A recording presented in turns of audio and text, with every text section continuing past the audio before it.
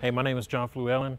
We're here today at Armstrong's Transmission Shop to address the question of do bad motor camshafts cause oil consumption?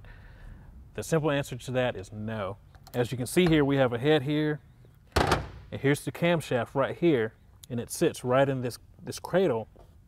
And as you can see, if there were any worn areas, the oil would just go down into this valley and down back into the motor.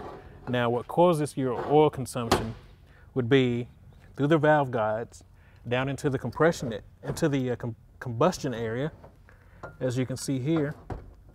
And there's one place you could be getting your oil consumption. It's going to get into the combustion chamber, it's going to burn and get blown out of the tailpipe.